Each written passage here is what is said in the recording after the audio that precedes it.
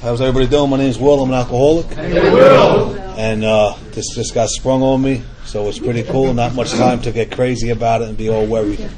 But just to say, I'm honored to introduce the next speaker tonight, a gentleman who I connected with some years back in sobriety. And like Nate was talking about, that untreated piece of that first step was really kicking my ass, excuse my language. And God put this man in my life and saved my life, really saved my life. And I'm here. I drove down here from New York. I don't know if you knew I was from New York or not. But just an honor to be here and an honor to introduce the next speaker, Mickey from Colorado.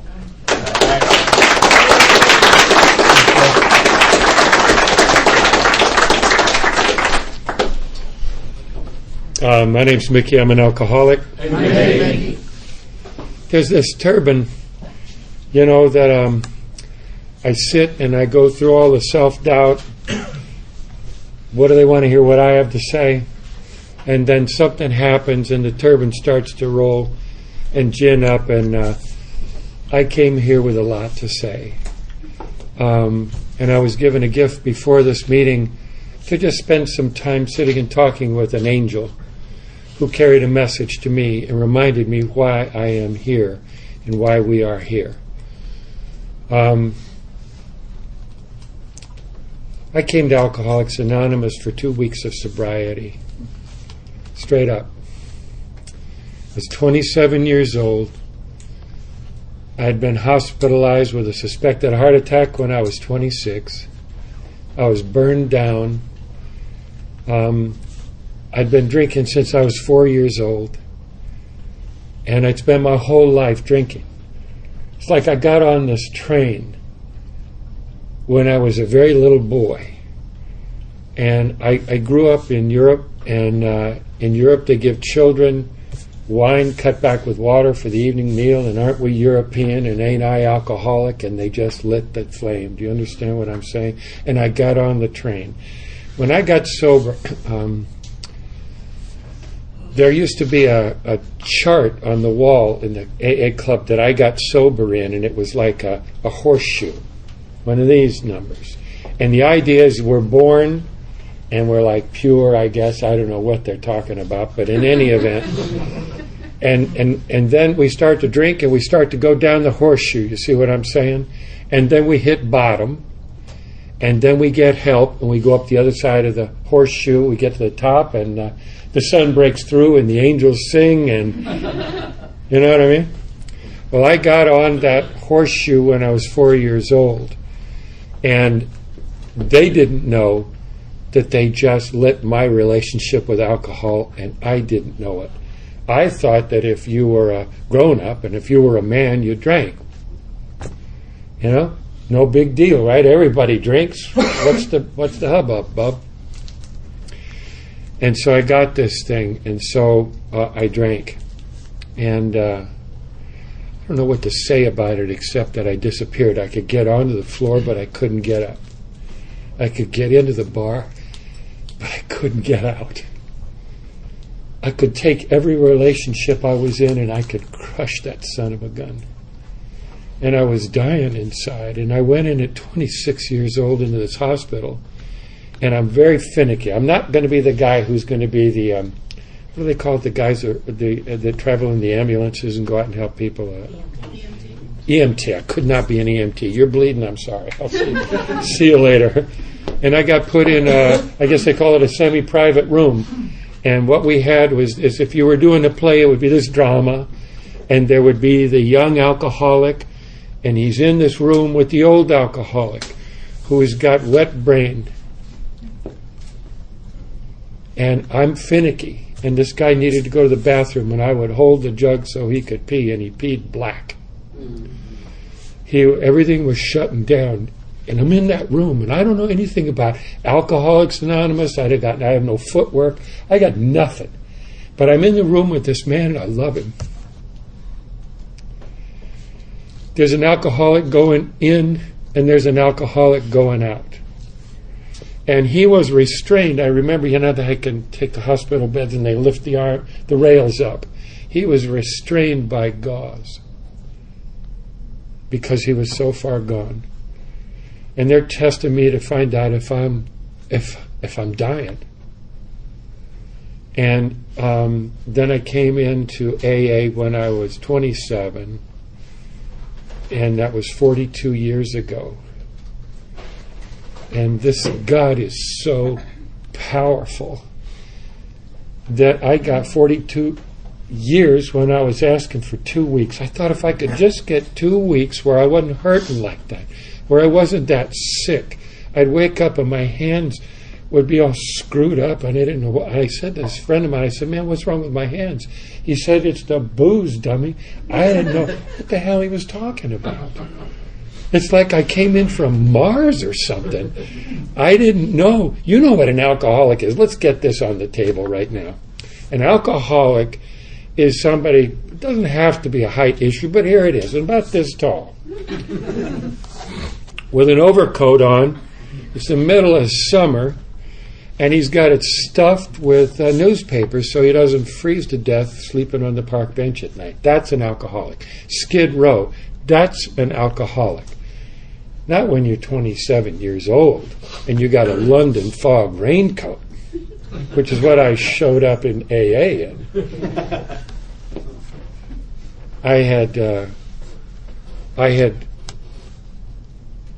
I'm very, very emotional about this. How do you tell somebody the story about how you got your life given to you? Okay, so I'm running around. I leaned on priests. I went to places. I got married. I was married 3 years, still drinking. We had a daughter who I terrified. It took over a year in Alcoholics Anonymous for my 4-year-old daughter to stay in the same room with me. And I knew there was this great success because I told her to do something and she looked up at me and she said no. And she wasn't afraid, you know what I mean, to express a little bit to her old man. And anyway, what happens is that I met my wife. I was a singer, and I was doing my first professional gig with my singing partner in this bar, and she was a hostess across the hall. And so what happened was they told us, if I tell you to sing at night, the owner says, at 9 o'clock, you start singing at 9. It doesn't matter if anybody's in here. You sing from 9 to 1:30 or whatever it was. And so it's 9 o'clock. We got nobody in the joint except this woman, and she's sitting there, and she's our audience, And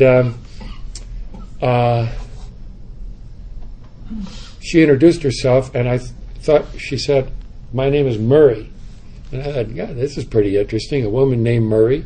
It's Marie, but anyway, I heard Murray, and she was drunk, and I was sober. And that's the last time that ever happened. And I looked at her and I said inside of myself, I said, I will never let her go. I fell in love with her right now, which is not unusual for an alcoholic to do. But it is unusual to have a 45-year marriage out of it. And so we went down, and so pretty soon, I'm making like $70 a month as a singer. We're living in a room over this old woman downstairs. Marie's got a muffin in the oven.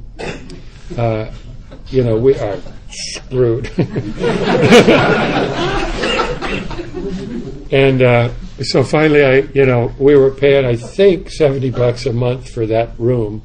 And the mattress was like suede. You know what I mean? And I'm, at that point I was 6'3". I weighed 145 pounds. I want you to know I was really put together. But anyway,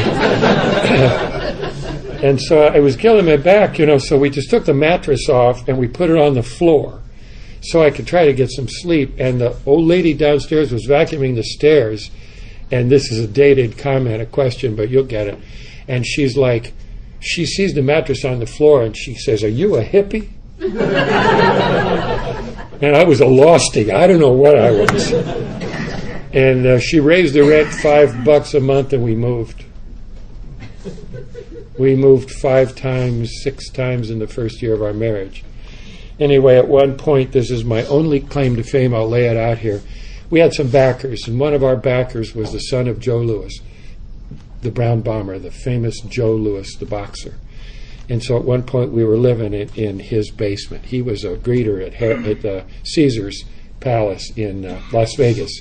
So anyway, we were living over there in the basement, and I'm coming unwrapped. I'm just crazy as a March hare. And I went over to a satellite office of Denver General Hospital. A satellite office means, it's just somewhere out in a neighborhood. And I went over there, and I'm talking to this woman, and I'm bobbing and weaving. Man, I was fast. I was fast sitting down. I couldn't sit still. And, we're talking, how you doing? I'm not doing very well. And we're talking like this. And, she says, "You seem nervous." I was pretty nervous. And she started giving me Librium and Valium, which calmed me down, So I'm trying to fix hangovers with alcohol and Valium. And after a few weeks, I thought I'd ask her this question. I said, "How am I doing?" And she says, "Do you really want to know? If they ask that, say no." I said, "Yes, I really want to know." She said, "Mickey, you're the most negative human being I have ever met in my life.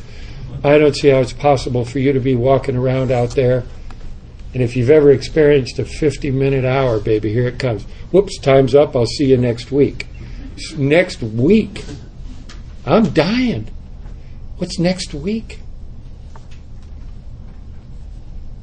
And over time, I finally came around to calling Alcoholics Anonymous. I called Alcoholics Anonymous the 1311 York Street Club, if anybody's been to Denver.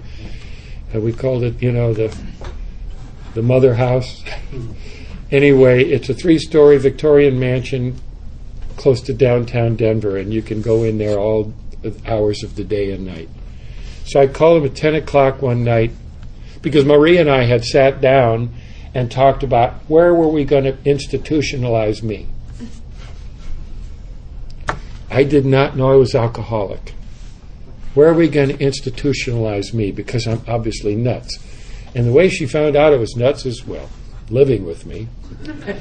But we had this discussion, and I was halfway up the stairs from the living room, and she started talking, and we were talking about things, and I started rocking, and I tore the banister off the stairs. And she said, "There's really, really something wrong here." She said we'd be driving in a car, and she would be, over here riding shotgun, talking to me, and we were having great. And she'd look out the window to look at something in the scenery, and when she'd turn back, she was sitting in the car with somebody else. And you know the story of Dr. Jekyll and Mr. Hyde, right? That's about alcoholism. Dr. Jekyll would drink the stuff, and he would turn into Mr. Hyde. And Mr. Hyde was crazy as a March hare. And it didn't take that to do it. I could just be Mickey and do one of those numbers. I was in serious, serious trouble.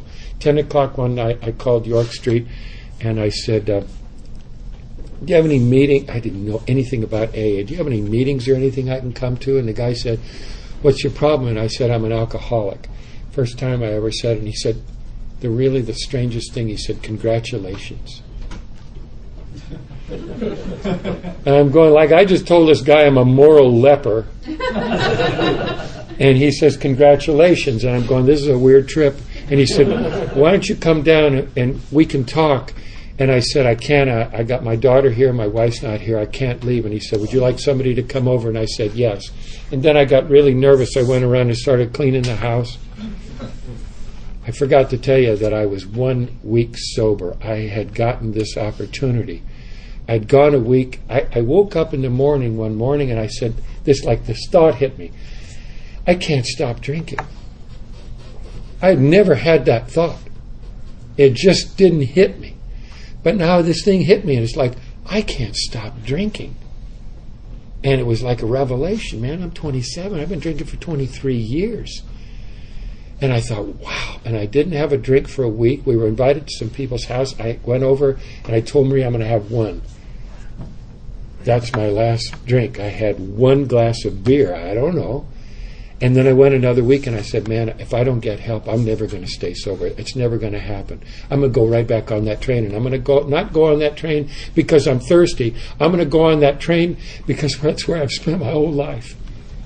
I'm just going to get on the damn train.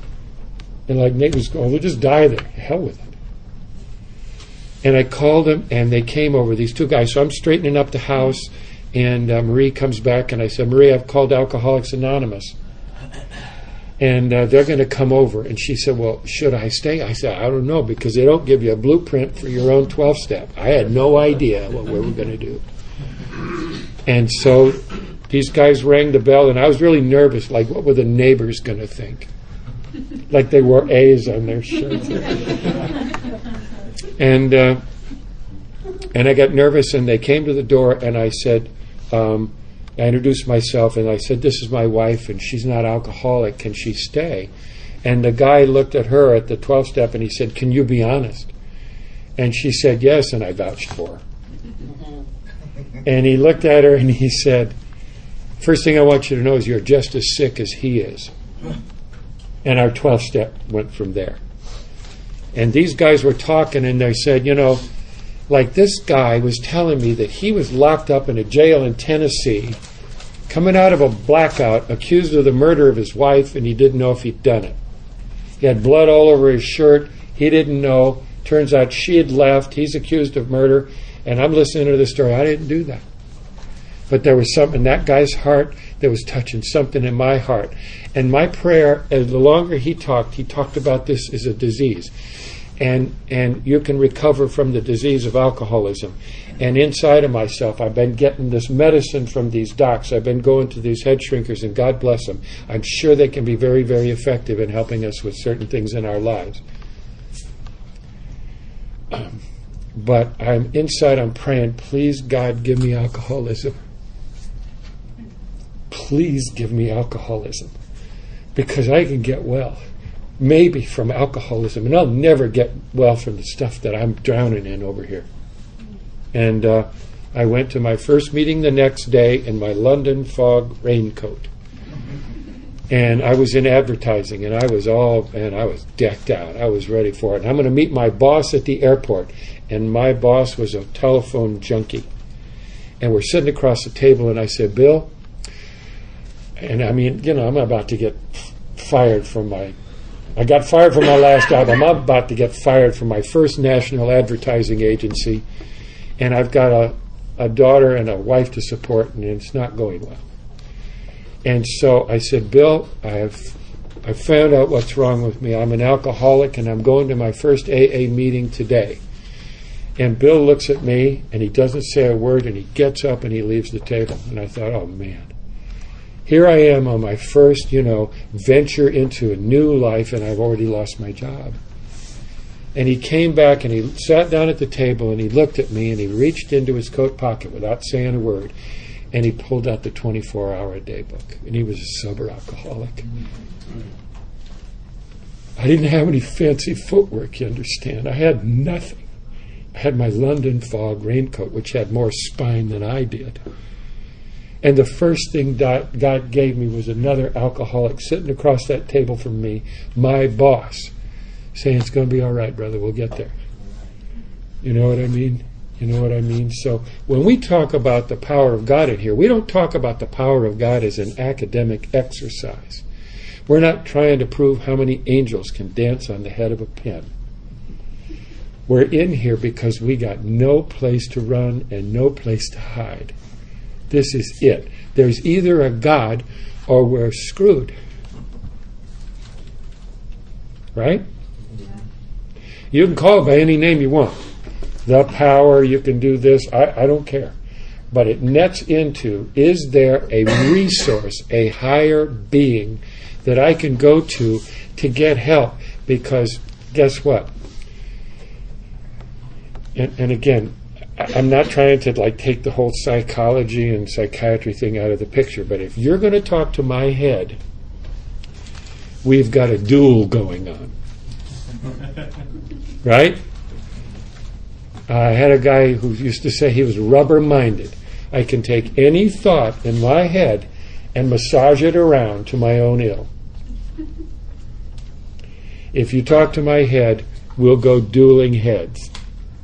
But if you talk to my heart, you are now talking to where it hurts. So let's get down to basics. Where does it hurt? What are we doing here? Are we here to try to figure out an answer like we've been trying to figure it out all our lives? Is that what this weekend's about? We're going to get some fancy footwork. We're going to get it all nailed down. And that's how we're going to walk out of here empowered? What we're going to talk about this weekend is total collapse. And in the face of total collapse, is there any hope for this carbon unit?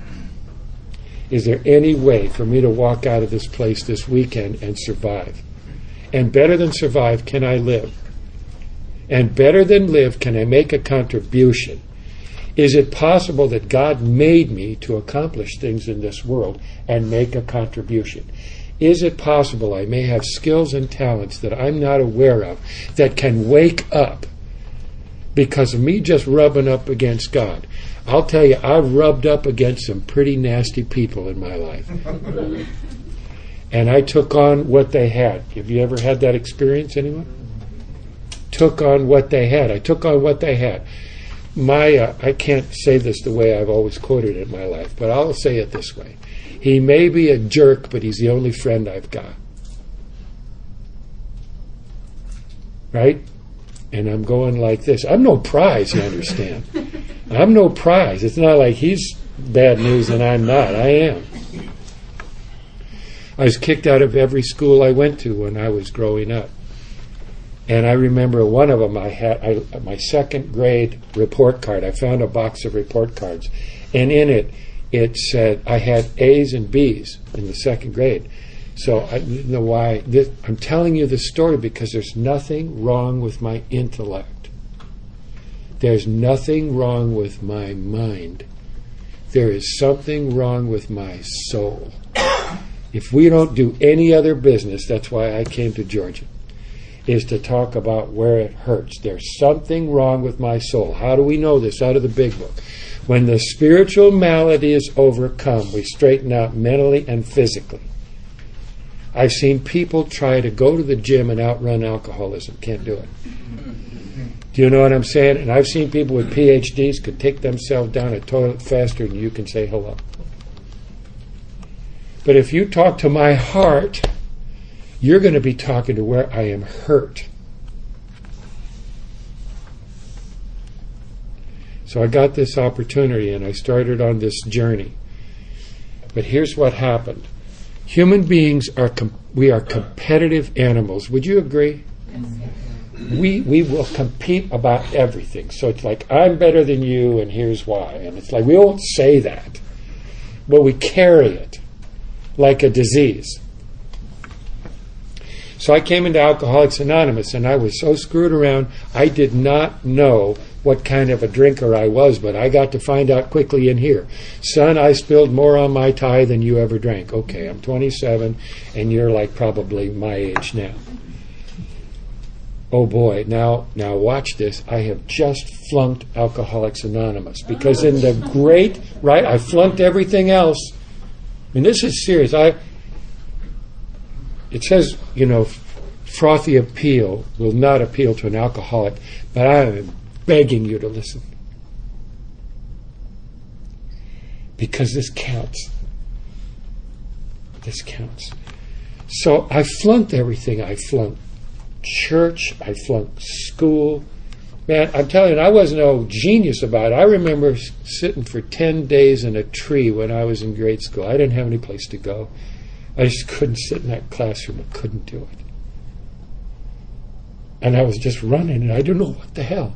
So there's these things that I've found in my life, and they're very, very valuable gifts. And there's a book I've never read, the title of which I've carried with me ever since I heard it. And the title of the book is What Makes Sammy Run? What Makes Sammy Run? And I've been running all my life, you understand? And I don't know what's chasing me. Is this making any sense? And what's chasing me, see? I don't know what's chasing me. Now, you can talk about drinking all week long. Now, I'm in AA and I'm sober. I'm dry as the Sahara Desert.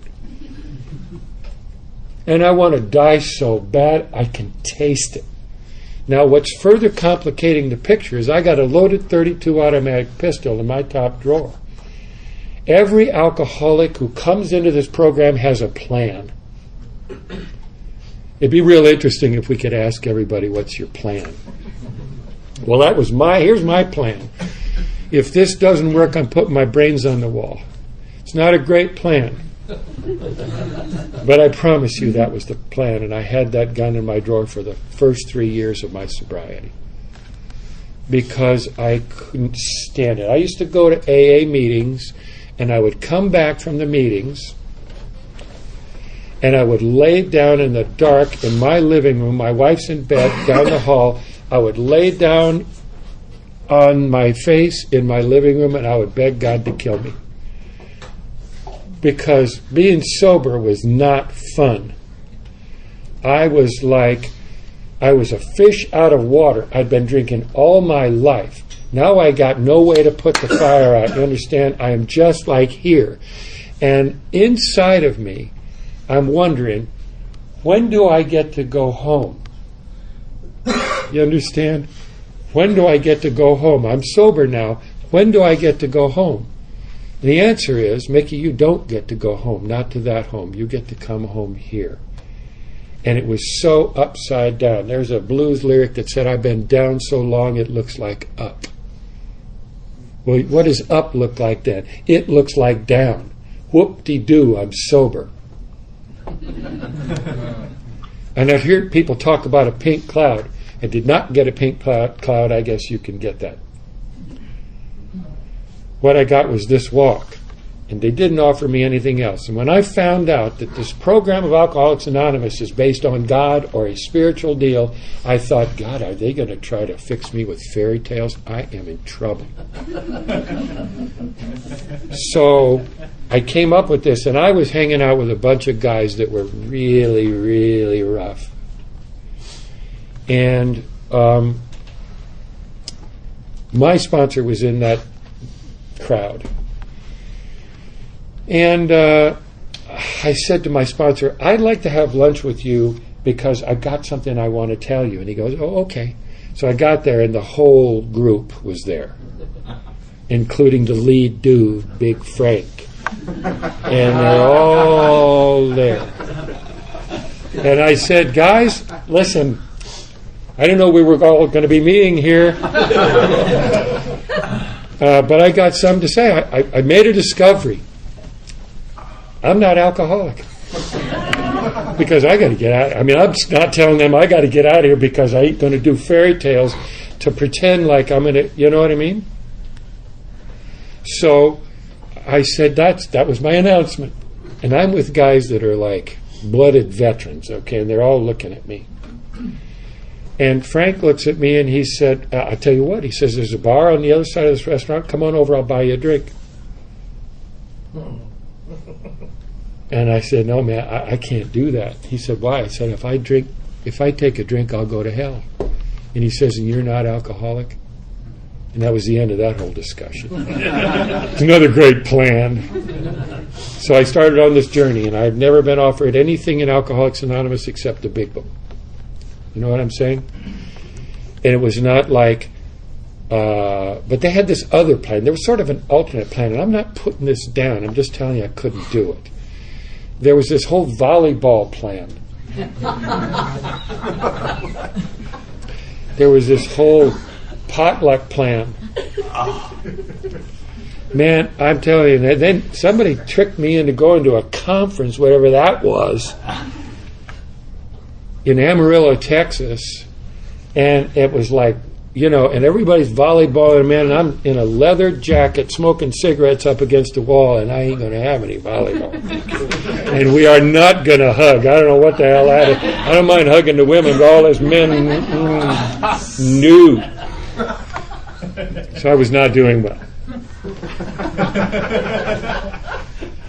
And I celebrated my first AA birthday at a nut house in Fort Logan mental health deal. And I wasn't in it, but I went to talk there. So I'm giving my talk, and there was this woman. She was amazing. She taught me this thing. She would arrive at 1311 York Street on the back of a Harley, driven by an ex-heroin addict. She was 17 years sober, and she'd come in like these stiletto, leather, everything. And she was in a meeting, and I'm sitting there, and we're all in a discussion meeting, and she said, and I knew that she was 17 years sober, and she scared me. I mean, I thought she could beat me up, honestly, if you want to know the truth. And she said, I think I'm going to take another trip through the steps. I'm going to go back and work the steps again. And she worked the steps, and she turned from this ice-cold human being into this lovely, open, warm person. And I watched that transformation, and I registered it because I'm alcoholic and I'm not stupid. They don't equate. I've got a terminal illness, baby, but turns out I am observant. Anyway, so her name was Jerry, and Jerry was at my first AA meeting talk, my birthday, and so my first birthday. And so after I talked, she came up and she threw her arms around me, and she stopped dead, like she just hit the brakes, and she peeled her arms off me, and she said, "I will never do that to you again without warning you." That's how frozen I was. And I had a guy tell me, he said, "Mickey, if the 88 keys of a piano represent the full range of human emotion, you have 2.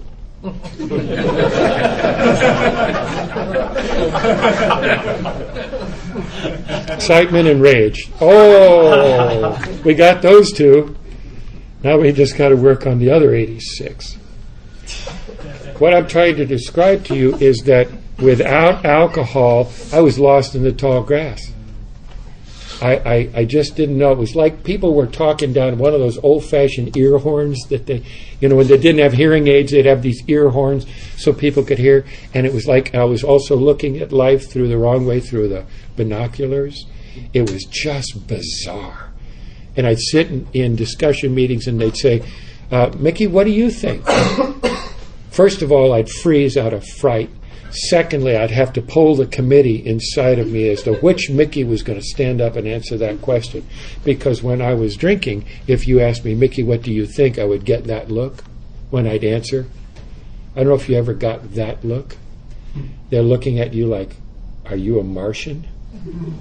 What the hell just came out of your mouth?" And I mean, I'm just sharing. Let's share. I'm not the worst alcoholic who ever came in here. I drank enough to get here. I thought I was too young to be an alcoholic coming in at 27. And then I went to a meeting and there was a 14-year-old girl in there and she had had all the drinking she wanted in her life. And I revised my opinion of what an alcoholic is. And I started down this road. Now, what happened down this road is that I had to bring Mickey with me. And I hated him. He had flunked everything. He was weak. The way I handle, let's take sports. Let's go play football. The way I handled playing football was I got drunk, and in my mind, I was the quarterback of the football team. And when I was growing up, all the dances had names. And the way you learn the dances is you go over to a girl's house and you do those dances in her basement. You put on the music and you would do the Watusi or whatever it was. And what I did is I got drunk, and in my mind, I was the world's greatest dancer. I just wasted my life in alcohol, in delusion. So now I got to take Mickey everywhere. What I wanted to do was drive downtown, have him get out for ice cream, and drive away before he came back. Really. Really. So now I got to go and do a search and rescue mission on Mickey. Forget what I'm going to do with somebody else. We can always teach somebody else. Do as I do as I say, but don't do as I do. You know what I mean? It's like that. I can't even quote it. And the hardest job I've ever had is to stand up and be me. It's really hard when you take all the nonsense and all the fantasy out of it. It's really hard to be who you are and think that matters. And on top of it, I was trying to play a role. I come from an all-military family. Oh my God, my dad's was a West Point graduate.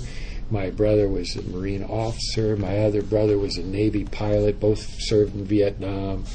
And here we go, and I had lousy knees and I couldn't even get into the service. Thank you, God.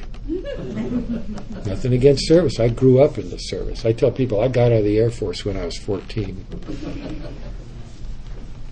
But I couldn't measure up, is what I'm trying to tell you. Kermit the Frog says it ain't easy being green. If you had to lay out exactly who you are in this room, would you be comfortable doing it? Most people would not. Because we have all this stuff and we put on this deal. So I read this in another book. We wrap ourselves with the bandages of ego like a mummy.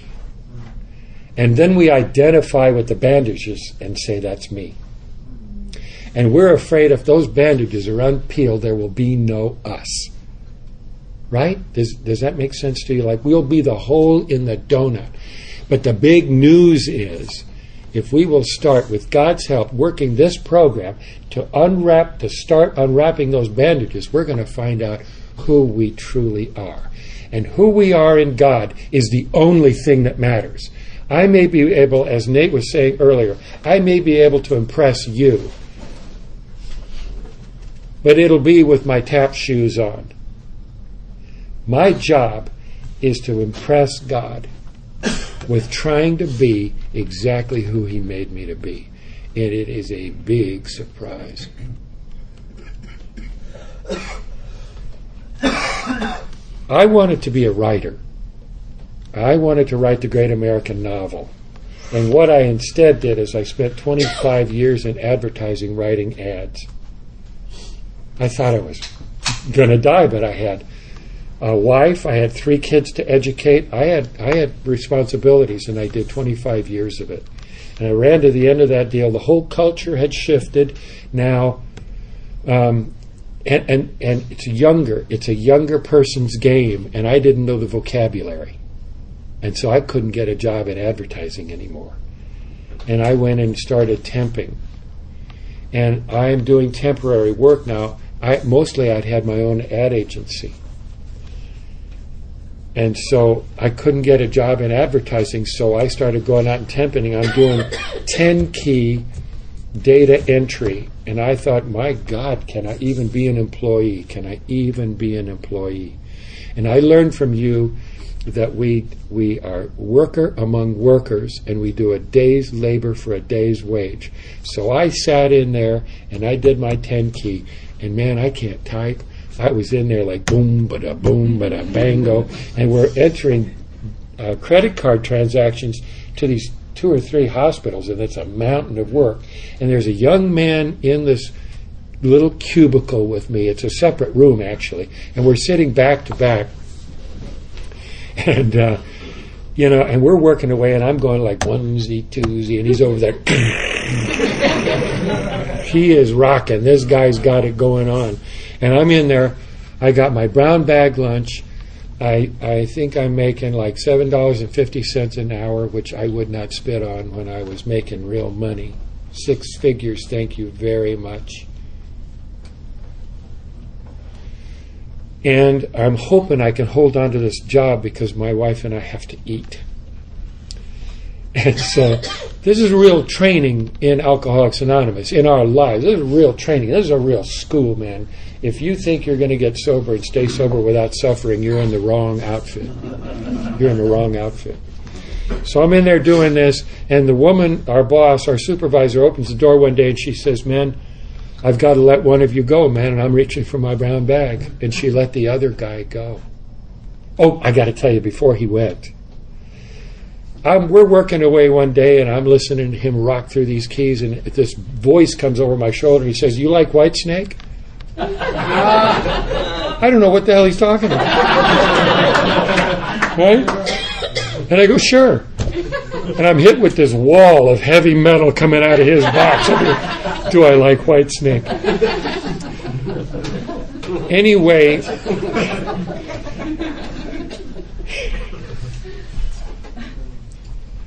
they let him go and they kept me. And that happened at every job, every place I got a temporary job. They would offer me a job. They'd offer me a job. They'd say, "You're doing great." And I couldn't do it. I mean, I was just really plugging away through this. And God was supporting me, just like my boss was supporting me when I first came into Alcoholics Anonymous.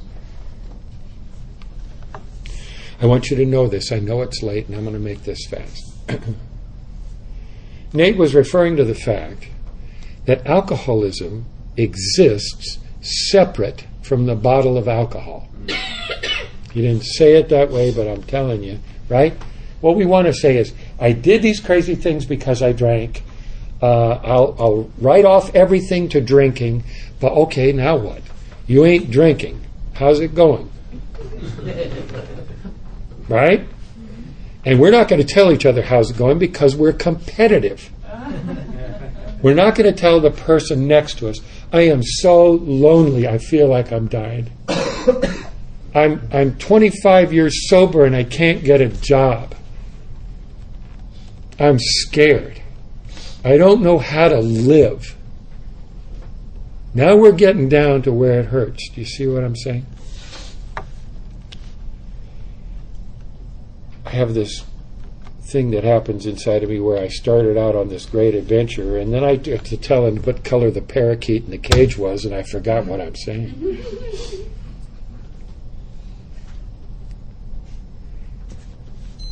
It's gone. I'm sure it wasn't really cool. I'm sure it was really rocking, you know what I mean? But it's out of here. Okay, I know what it is.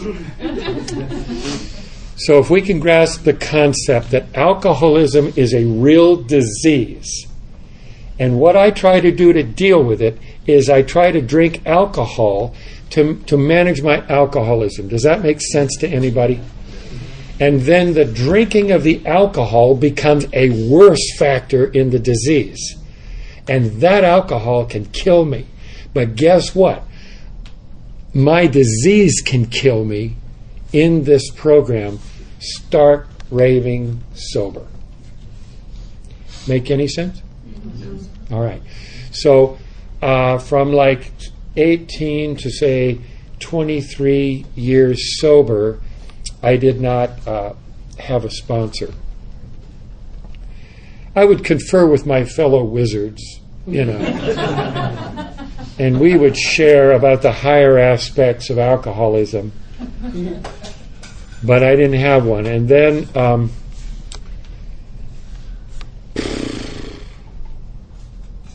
I met her. And, you know, there's a lot of hers and hims in our fellowship. There's like mostly just hers and hims. And I did not have a sexual relationship with her, but I went into fantasy land. I'm failing in my career. I can't make a living. I'm going down the tubes, and she thought I was wonderful. You know what I mean?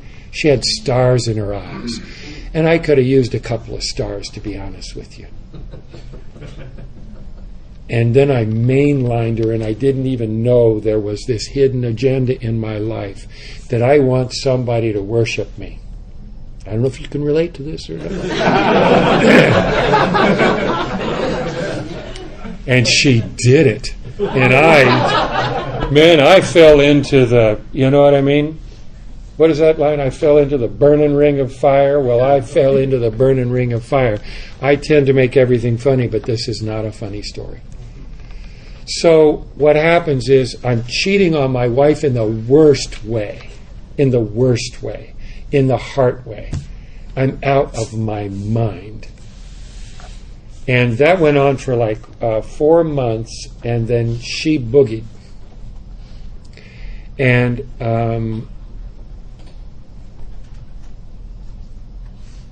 at one point, I told God out loud, I choose her over you.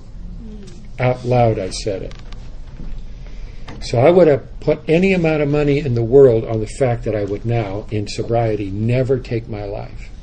At 23 years sober, what happens to a person who is a suicide? A suicide eliminates options, right? And the world goes like this. And it narrows and narrows and narrows until there's only one option, you see? And that's to take your life. So one night, I just couldn't go on anymore. I couldn't. I had office space, an advertising agency that didn't have any clients. I had a telephone that never rang. I had to face the fact that I was down the tubes. I had lost everything. My wife's fighting off the creditors. And I got onto the floor and I couldn't get up. And I think we had like AstroTurf carpet. And I'm on the floor and I could see it above my head and the sun's setting, and I went to hell. Now, if we define, just for the sake of us talking tonight, that hell is the absence of God. Hell is the absence of good. I went to hell for 4 hours and I had a knife at my wrist. And it was like, I'm gonna kill myself. Well, if I'm going to kill myself, I better try to crawl out that back door because I'm going to make a mess. And I don't want to have somebody clean it up. So if I can get out there. But it was getting cold out there, and I know that once I cut my wrist, I'd go into shock and it would get really, really cold. And so I was going through all this in my head. Every 5 minutes, I'm going to do it now. No, I'll wait 5 minutes, and I'll do it later. I'm 23 years sober. And disconnected, obviously, from the power. So finally I couldn't do it anymore. I just realized I can't do this. And my wife didn't know where I was or what was going on. And I fell asleep. And when I woke up, I was devastated, of course, but I remembered that I met a woman in St. Paul, Minnesota, and in Minneapolis, and she knew this man in St. Paul that she really thought was aces in Alcoholics Anonymous. And I thought, well, I'm going to call her and try to get his name, and I'm going to call for help. And I got her on the phone. And one of the prayers that I had right at the end of what would have been my life was, I had 2 prayers. One of them, a statement to God, and I said, God, I can't breathe. I can't breathe. It was just closing in so hard. And the other one was, God, will you please give me a cookie?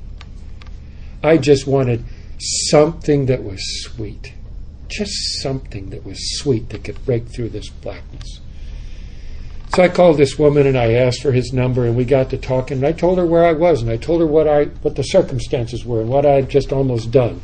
And she got her AA literature into her lap, and she started 12-stepping me.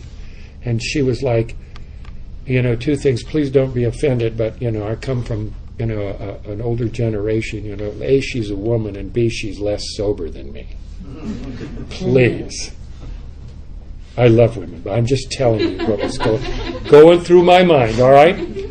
And this woman is on the phone pitching me, and she's fighting for my life. And I listened to her, and she was making sense to me. I mean, real sense.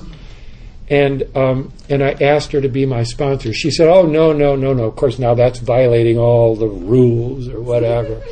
To have a woman sponsor who's less sober than me, please, where's my competitive pecking order here?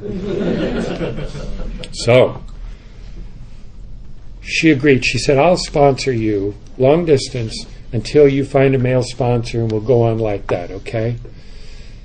And her name was Cookie. Straight up. Her name was Cookie, and I'd been asking God, please give me a cookie for weeks.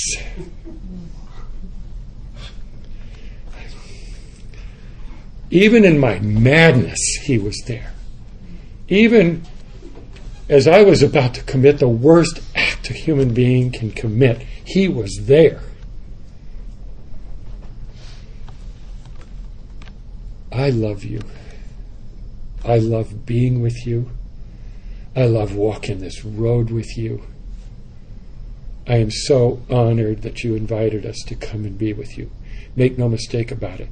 This weekend is going to be absolutely down to where it hurts, because there's somebody in this room who's going to take themselves out, or there's somebody in this room who cannot lift their chin, lift their head up and have any modicum of faith, who doesn't want to hear this, who thinks it's bullshit. And that's who I came to talk to and to be with you. I just love you.